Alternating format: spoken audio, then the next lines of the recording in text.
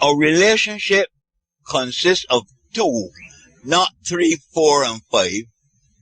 If your partner cannot get sexual satisfaction because you don't like to do whatever, there should not be any third party involved. Before you get into a lifelong relationship, you all should have sorted out the fine print. You should not let short-term pleasure destroy a true long-term relationship. Those words are extremely helpful and should be noted. You should not let short-term pleasure destroy a true long-term relationship. Thank you very much, Tara. I find those words totally alive and should not be forgotten. Thanks, Tara. You probably want to make a comment, George, on Of course I do. Yeah. Of course I do, but because I don't understand but you shouldn't let a short-term relationship destroy a long-term relationship. You should not let a short-term pleasure destroy a long-term relationship. That should not be enough to destroy a long-term relationship. I give her 100%. Well, you could do that, but I am saying to you, this short-term pleasure that your partner refuses to conduct or to perform with you, or to get on with you, and you tell me you're not happy, no matter what you do, every time you go into the bedroom and try to have sex, you're not being fulfilled. Right? Your partner refuses to even think or see your position, to know that that's something you enjoy. But they want to play selfish and say, I'm not going to do that, I'm not going to engage in that. And you're telling me, you wake up in the morning, didn't have good sex last night. What kind of mood you waking up in the morning? No. Your partner didn't make love to you the way you wanted to. You're going to be, man, you have to grab and make breakfast with me. May have to grab and make breakfast with that person. In the case it might be the husband, he have to drop that same person to work, and she didn't make love to him the way that she would have wanted to, or he didn't get the kind of sexual activity from she that he would have wanted. He'd have come home from work and had a hard day and say, look, you know what, just model for me tonight, I don't want anything. And she said no, and all this kind of thing. In the morning you have to drop she to work. Or you never jump in the car, you're not speaking to her. You're going on your job, the same thing, you're not speaking to anybody. And they talk about what? It's gonna just this short-term pleasure that you talk about. She places no importance on it? No, that's all right. That's because you are not the sort of person she ought to be with. Let the other male come. Yeah, John. All right, let's see here now. I have a problem with that. I'm still waiting. When it comes in, whenever it comes, but the thing about that's such a pleasure that she talks about. I find it kind of like insensitive to a certain extent. I find it, that sort of pleasure really don't have no value. Or that sort of pleasure is something you want every night or want every other day. Your partner not, you sticking with your partner over and over. That when you make love, I am not satisfied, I'm not feeling the way I should feel because you're not doing this, you're not doing that. This is what I want to be touched, or this is what the way I want to start it. This is the way I want to start the sexual act that we perform. I want you to start it this way. Bring the whole story. Yes. Don't let us just say you don't touch me the way you want to be touched, because the listeners could just think that this person is extravagant. I mean, the person who was refusing, and that, well, after all, she could just touch him. Don't let's use the word touch. You don't want to do the things I want. Let's put it that way. And let somebody understand that it is more than just touch. It could, like I said, it could possibly be a flogging. It could be bondage love. It could be a number of things. So don't let's restrict it to just a touch. It is not that simple. And I am in agreement with Tara. A short-term pleasure should not be the foundation on which my relationship is grounded. It should not be. That is just half an hour of our life. And because she does not succumb to the acrobatic postures that I want her to put herself into, I am not taking her to work this morning. I am not making breakfast for her. I am not speaking to her until she can agree to get into these acrobatic positions. Oh no, sex is not the determinant of a relationship. When you are in a good relationship, you will find ways of pleasing each other. You don't please me because you are to stand on your head while I have sex with you. Of course not. You're doing that for me. That's what I get pleasure out of. You don't. But I've got to do this to make him feel happy. That is selfish. Let us find mutual ground. And that is it. That is it. Let us find mutual ground. I will meet you halfway. You meet me halfway. But not that you have a whip there and you must flog me. And if I don't take the flogging, poor guy, you can't even, when the bugle blows and calls for attention, you're still standing at ease, if not standing easy. Oh no, something is wrong with you. I don't know, John. How something could be wrong with me, John? Yeah, something has to be wrong with you. If you must have a flogging before you can make love to me, huh? Corporal punishment.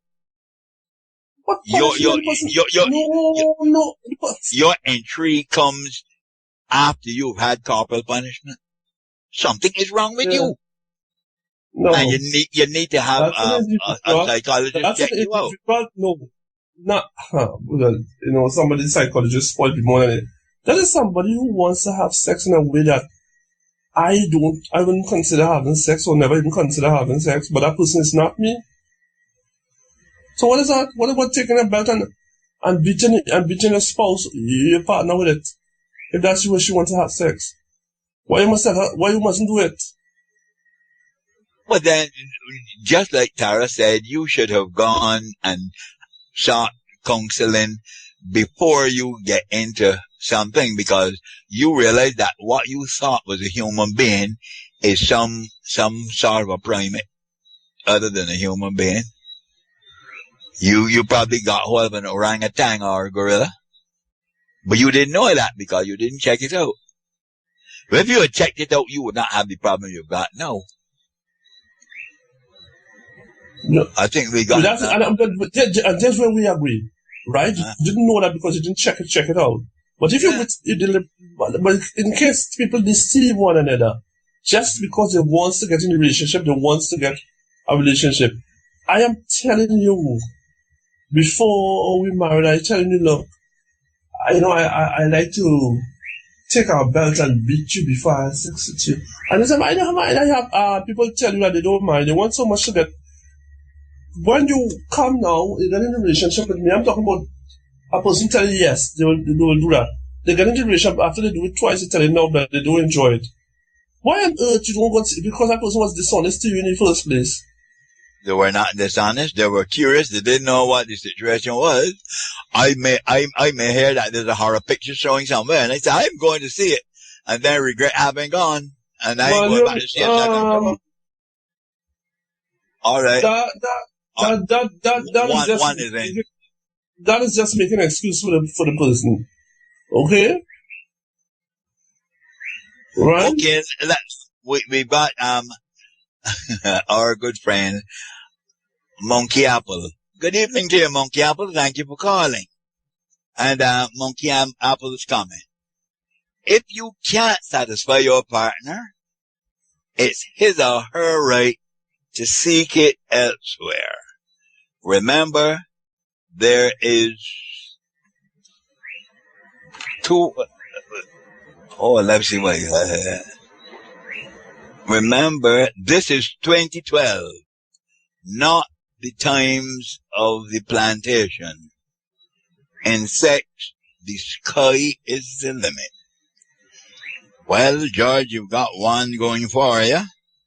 And we want to thank you very much, Monkey Apple. You have given us your thing, and we certainly appreciate and respect your views, even if we don't agree with it. Well, I agree with it. I want to tell you that. And see, because what Monkey Apple understand is that the importance of this sexual or intimacy in a relationship is the basis for the good living in it.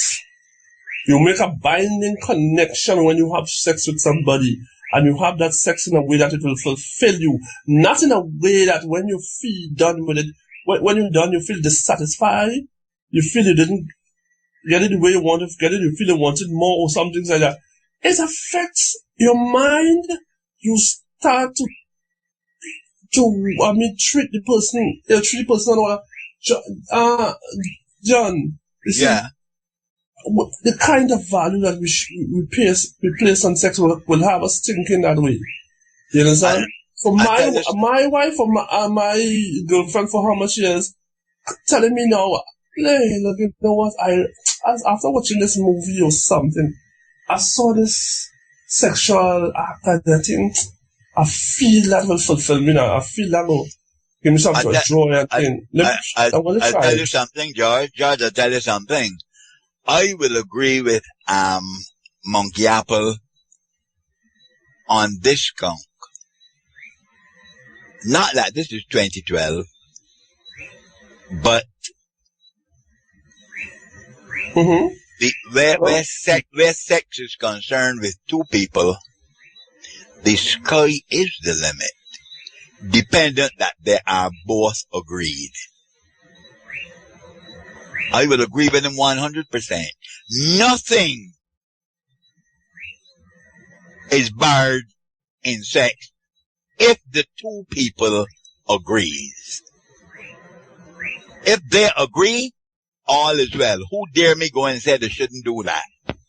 But when one is opposed to it, I do not see why that one should have to compromise to please the other. Why the other one don't compromise to please me? Well, the two of them is not compromising. I refuse.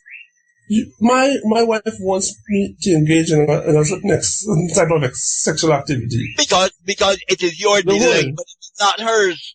So why must she now come and do it because it is your delight? It is not hers. Because she's my wife, John, and she needs to please me. Because she's your wife, she has to do what you want. But you are not. Yes. Likewise, yes, I am. John, I am obligated to do the same. I am obligated to this. You don't want to go outside. God, wait a minute. Are you not obligated to respect her feelings? She must respect yours. I do. We both have an obligation to. But then you meet each other halfway. You have just destroyed your argument. Once you can agree that you must both respect each other. So you don't do the thing. John, what you were saying here. If you were saying that she should not she should not compromise and please me because she don't want to engage in that. She's doing the same, she's performing the same selfishness that I am performing. Because I am saying to you, baby, this is what I want, this makes me feel good. Right now, how I feel and who I want to feel is more important than your feeling to do it. Just do it to me and make me happy. And she said, no, will you find me being selfish or showing little regards for her feeling? That will be equally true of her if she refuses to do it to me because she has shown little regards to my feelings too. But George, George, you need to see a psychiatrist. I remember, for the benefit of those who might be listening, George, when we say we speaking generalized George, you know, George, I don't mean that. My co-host here, George, needs a psychiatrist. When Maybe I say you, well, I ain't going to judge that. I worked in that field for 38 years. I'm now retired, so I am not even going to put back on my hat where you're concerned. The psychiatrist might well agree with me. He would? Of course, my wife finds it might be unusual. So because she's your wife, she must succumb to corporal punishment because it makes you feel good. George, now you want me to put my hat back on. That is not corporal punishment. That is not corporal punishment. Corporal punishment. No, the only one. Corporal punishment. All right, corporal punishment is when you flog a person to make them do what you want in anger because they would have upset you. That is corporal punishment. This corporal punishment you talk about is a volunteer one. I want it to be done to me, or she wants it to be done to her. This is not a corporal punishment where I've come and demanded you to go and make me breakfast, and I flogged you. That's not the kind of corporal punishment. You're talking about the kind of corporal punishment or that will make us happy, right? I want to be flogged. Why wants to flog you? Tell me, come on. George, I am not talking about I want to be flogged. The lady does not like that sort of thing. It's hardly unlikely. It's hardly unlikely that you'll find somebody who wants to flog them before you have sex with them. What you will find is somebody who wants to be flogged before they have sex. If you find one, you could find the other. There's nothing which says you can't. A man may, what do you think a sadist is? What do you think is a sadist? A sadist, if he punishes you, it makes him feel, it is a power struggle. It shows insecurity. He must feel power. You know that raping has little to do with sex. Do you know that a rapist, it is not something sex? You may be right. You see, yes. It's power. And see, let me tell you something. Quality, I don't want you to mix up some issues here. I don't want the issues to be mixed up here. There are some men who believe that the sexual organ should be a weapon. Right? And if they don't see a woman in some kind of agonizing pain or something, and I'm talking about literal discomfort. I want to put it this way, discomfort. If they're having sex with them and the woman is not in some form of discomfort, they don't feel good. That is men with no self-esteem. And that's a difference. Because what you're doing here now is using a sexual organ as a weapon. And I'm not talking about that. I am talking about somebody who wants to enjoy something with each end and you want this person to enjoy. That is so different. George, when a guy is that sort of aggressive, and rather than his partner saying, he hears his partner saying, and he feels good about that, something is wrong with him, not her. He gets pleasure when she says, he would hate to hear her saying, because he begins to feel, I am doing nothing. But I'm now doing something when I hear her groan, But, she should not be that happy. Why? What do you think that he's so aggressive? What do you think he sees his penis as a weapon, according to you? A weapon? A weapon is not a friendly instrument. And John, that is not who I'm talking about here. That is not who I'm talking about. I am listening to you, John. There are people like that. And this is not who I'm talking about here. I am talking about a bedroom duty where a man wants to say, okay, I will want it in this position or that position, and you are telling him, no, you only know the missionary position, and that kinds of thing. You say, well, at least let me play some games before we have sex or some kind of thing. And everything you're refusing. What you doing? What you are doing? You're talking about the first email talks about a moment's pleasure. That moment's pleasure is very important. You're forcing me to go outside now to be satisfied. because you're not satisfying me. You should not let a short-term pleasure destroy a long-term relationship. Let me take another call. Thank you very much. Another email. So another email, yes. I want to thank you very much. Who is it that we've got now? Oh, Kurt, yes. Kurt, thank you for calling us. And Kurt says, George, if your partner like to put your head in a toilet bowl, would you let her do so? And if not, would you let her seek it from another and still have a sexual relationship with her?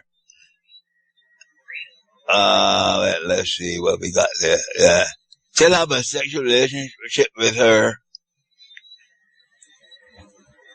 That has been ridiculous. So people who like, there are people who like very strange things. Let me read it again. It says, George, if your partner like to put your head in a toilet bowl, would you let her do so? And if not, would you let her seek it from another and still have a sexual relationship with her? There are people who like very strange things. George, answer Kurt. Kurt, you talk about strange thing. Putting somebody's head in a toilet bowl would have nothing to do with sex. I can't see the logic in that. I can't see the analogy you are trying to draw by putting somebody's head. I know there are people who like strange things.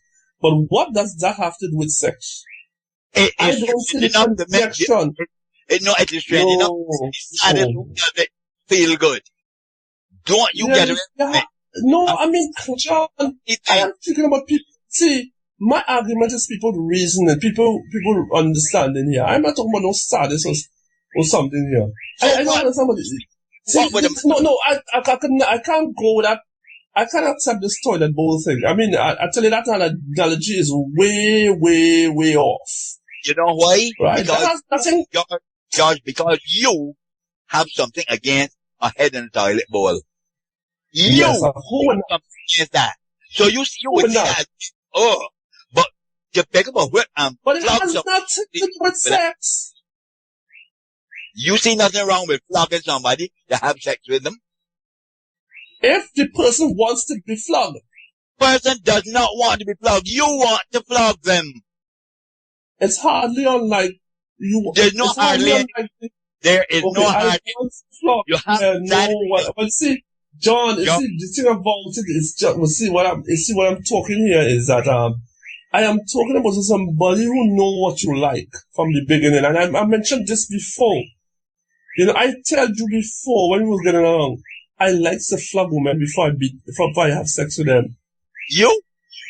No, I just say no. I just drawing a reference. I don't personally do like to do it. I am not into that outrageous kind of thing. But if I was saying that to you while we were going wrong, and you're telling me now you don't have a problem with that, when we get into a relationship now, after you once or twice, you're telling me now you can't undergo that. That is too much for you to enjoy. You can enjoy that kind of thing. Well, one time I was sitting outside, I said, okay. Because you know me. You know what I wanted. But John, in most cases, there are women who likes to be flogged, so flog them. It's hardly unlikely you will find somebody who wants to flog somebody to have sex with them. And that's in such a unusual person can't be out there. But in the case of the person being flogged, it's the person who likes to be flogged. Now, George, we are assuming now that is something that you would have discussed before the relationship started. So, if that was so, I don't think we should be having the discussion tonight.